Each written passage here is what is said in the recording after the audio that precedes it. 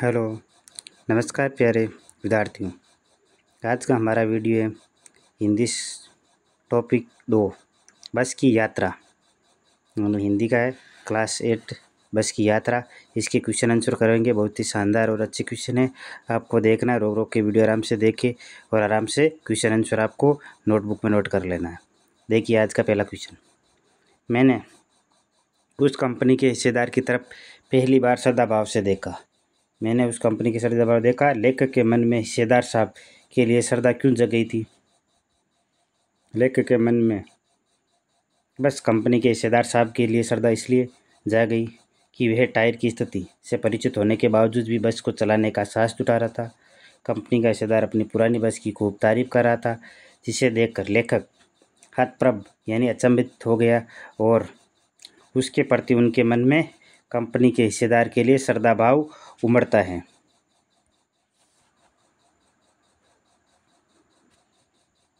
लेखक को उनके साहस और बलिदान की भावना को देखकर ऐसा लग रहा था कि उन्हें किसी क्रांतिकारी आंदोलन का नेता होना चाहिए, यानी हमारे आज़ादी के समय जो क्रांतिकारी आंदोलन चल रहे थे उसका नेता होना चाहिए।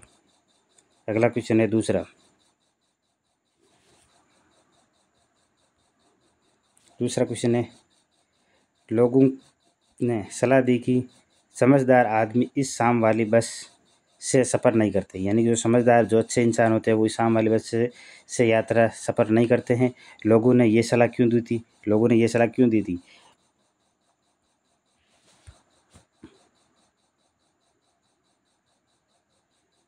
उत्तर देखिए, उत्तर लोगों ने लेखक को यह सलाह दी इसलिए दी क्योंकि वे जानते थे कि बस की हालत बहुत ख़राब है।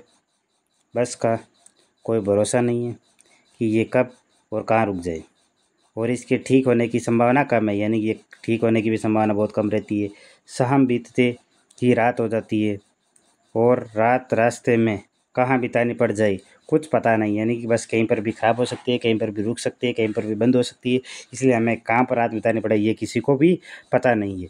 उनके अनुसार ये बसें डाकिन की तरह है, यानी उनके अनुसार ये बसें किसकी तरह लग रही थी? उनको डाकिन लग रही थी कि ये कहीं पर भी रुक सकती है, कहीं पर बंद हो सकती है, हमें कभी भी धोखा दे सकती है। तो देखिए अगला क्वेश्चन है तीसरा क्वेश्चन।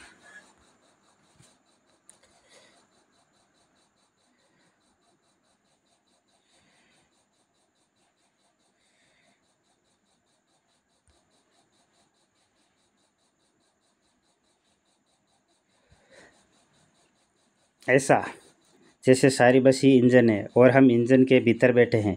लेखक को ऐसा क्यों लगा? उत्तर लेखक को ऐसा इसलिए लगा क्योंकि जब बस चालक ने इंजन स्टार्ट किया तो उस समय इंजन में कंपन के बजाय पूरी बस ही झनझनाने लगी थी। यहाँ पर जे हो जाए, क्या हो जाएगा?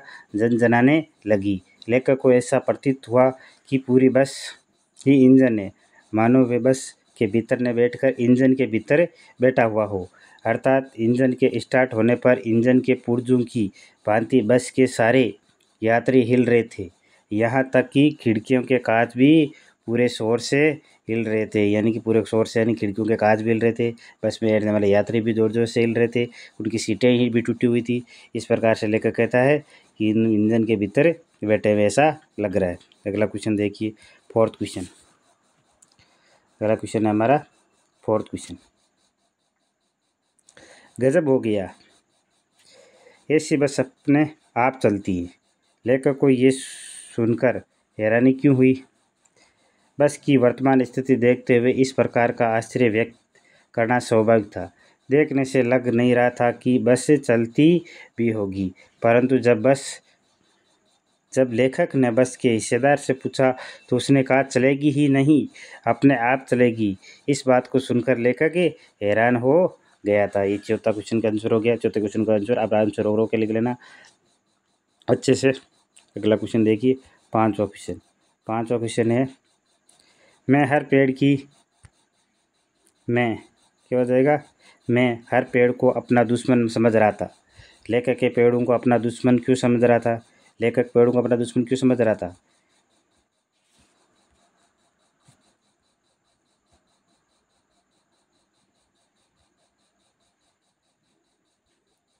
बस की जर्जर अवस्था से लेखक को ऐसा महसूस हो रहा था कि बस की स्टीयरिंग कहीं भी टूट सकती है, ब्रेक फेल हो सकता है। ऐसे में लेखक को डर लग रहा था कि कहीं उसकी बस किसी पेड़ से टकरा न जाए। एक पेड़ निकल जाने पर वह दूसरे पेड़ का इंतजार करता था कि बस कहीं इस पेड़ से न टकरा जाए। यही वजह है कि लेखक को हर पेड़ अपना दुश्मन लग रहा था कि बस ये नियंत्रित होकर कभी भी इनसे टकरा सकती है, कभी भी नियंत्रित हो सकती है। बस हर पेड़ पौधे उसको क्या लग रहे थे, दुश्मन लग रहा था। तो देखिए अगला क्वेश्चन है, छठा क्वेश्चन, 6 नंबर क्वेश्चन। सविनय अवज्ञा आंदोलन किसके नेतृत्व में, किस उद्देश्य से, कब हुआ और इतिहास की उपलब्ध पुस्तकों के आधार पर लिखी है। यानी सविनय आंदोलन हुआ था, वो कब हुआ और किसके नेतृत्व में हुआ, इसके बारे में लिखना। सविनय अवज्ञा आंदोलन महात्मा गांधी के नेतृत्व में 1930 में हुआ था। कब हुआ था? 1930 में सविनय अवज्ञा आंदोलन हुआ था। अंग्रेजी सरकार ने असहयोग करने तथा पूर्ण स्वाधीनता प्राप्ति करने के लिए किया गया था। भारतीय समाज वैसे ही गरीबी में दिन बिता रहा था। भारतीय समाज किस में दिन बिता रहे थे? अपनी गरीबी में दिन बिता रहा था। वे मुश्किल से नमक रोटी खाकर ही गुजारा क्या करते थे? गुजारा करते थे। अंग्रेजी सरकार ने नमक पर भी टैक्स लगा दिया था। तब इससे नाराज होकर गांधी जी ने क्या किया था? 12 मार्च 1930 को दांडी मार्च करके कानून को तोड़ा था। क्या किया था? दांडी मार्च। यानी ऐसे हो जाएगा, दांडी मार्च करके क्या करा था? आंदोलन, कानून को तोड़ा था। कौन सा कानून तोड़ा था? नमक कानून को तोड़ा था। किस कानून को तोड़ा? नमक कानून को तोड़ा था। कब तोड़ा था? 12 मार्च 1913 को तोड़ा था। कब तोड़ा था? 1930 को तोड़ा था। कब तोड़ा? 1930 को। क्या तोड़ा था? 12 मार्च 1930 को क्या तोड़ा था? इसने नमक कानून तोड़ा था। किसने तोड़ा? महात्मा गांधी ने तोड़ा। आपको क्वेश्चन ये भी आ सकता है, दांडी मार्च किसने चलाया? दांडी मार्च की बात करें तो वो गांधी जी ने चलाया था। कब चलाया था? 12 मार्च 1913 को चलाया था। और ये किससे संबंधित था? ये एक नमक कानून था। किससे? नमक कानून से संबंधित था। अगला क्वेश्चन, 7वां क्वेश्चन, सविनय अवज्ञा का उपयोग व्यंग्यकार से किस रूप में किया है और लिखिए। सविनय अवज्ञा आंदोलन 1930 में हुआ, में सरकारी आदेशों का पालन न करने के लिए किया गया था। सरकारी आदेश का जो भी पालन नहीं करता उसके लिए किया गया था। इसमें अंग्रेजी सरकार के साथ सहयोग न करने की भावना थी। लेखक ने सविनय अवज्ञा का उपयोग बस के संदर्भ में किया। वह इस प्रतिमात्मक भाषा के माध्यम से